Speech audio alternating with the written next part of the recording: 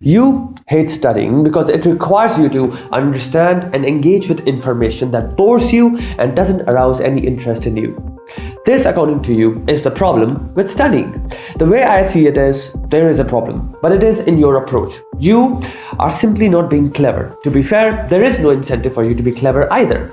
The way you see it is, not studying is cool. So why would you care to solve this problem? But the moment you see exams inching closer, you lose your shit and all hell breaks loose. Here is a simple, clever way to solve this problem. Let's say you are A and the objective is B. But B seems impossibly hard because you have no interest in going to B. B bores you and drains your mind. Well, what you haven't realized is you can go to C or D. You see, with a simple shift in your objective, the entire approach of your brain with regards to focus and concentration changes. Up until now, your objective was trying to put all that information inside your brain, which you called studying. And this process is something that your brain rejected and hated, from which you concluded that you hate studying. The truth is, you hate that objective. You hate going to B. Let's consider a different objective. C. What if I challenged you? Here is this concept or bulk of information, and you have to create a blueprint of it, a design, a diagram of it on a piece of paper in your own style. With this new objective, you introduce creativity. The objective is no more cramming information in your head. You made the tedious, exhausting task into a creative challenge. Let's look at why it works. Objective C is a two-step process. Step 1 is understanding the information, and step 2 is fitting it into a diagram of your design. By simply adding a step 2, you distract your brain from the boring step 1, because the new objective is now about proving yourself. It is an ego thing, and suddenly you are focused, attentive, and excited. You tricked your brain by shifting the objective. Here's another studying tip that works very effectively, which you may have heard of. Immediately after you have learned something, teach it to somebody.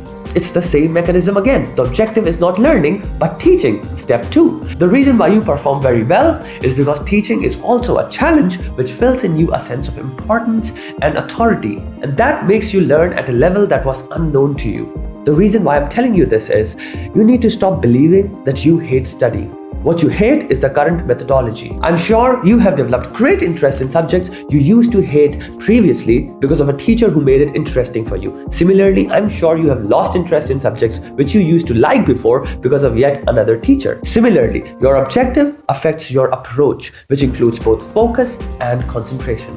Now, what did I mean by drawing a blueprint? Instead of using a highlighter, underlining, copying the words in a different notebook, try to fit what you're learning into a diagram. Divide the topic into keywords and draw a figure of the concept using arrows, boxes, whatever you want. And on the side, write tiny definitions describing what the keywords mean. When you take any piece of information and try to fit it in a pattern of your style, your concentration is at its highest, because recreating anything requires dismantling it and distributing it into tiny fractions, because that makes it easier for you to rearrange it in the manner you want. In doing so, you understand the information or concept in a much better way than by simply cramming it. But here's the bottom line. If you know the deadline of your exam and you know how it can affect your life, then start today. It may not even be an exam, it could be a goal. But if it has value and can substantially change your situation, then stop everything that is stopping you. And you do that by being honest with yourself. Instead of saying, I'm addicted to my phone, say, I will lose that college, scholarship, job, whatever the reward is. Repeating a problem and not mentioning the consequences is a great escape that will bring you to your ruin. Be honest. It is either the phone or what you want. Is your phone greater than the better life, the luxuries you covet, and the things you want to own? Those are the choices. Now, in case you need occasional motivational boosts, I have a playlist of videos purposefully designed to set fire under your ass, to send you off to work. Use them. Lastly, reintroduce reward system in your life. Nobody is asking you to become a monk. Fun should be the reward, not a lifestyle. Do you want to taste satisfaction? Then achieve your goals for the day first. That's all. Your phone will cease to be a problem if you transform it into reward. You will experience an ease like never before. Say to yourself, my life first, then fun. Tiny adjustment. Also, assign yourself a time of sleep so you can relive that productive day. Repetition creates ritual. Life first, then fun. No compromise on the time of sleep, and repeat.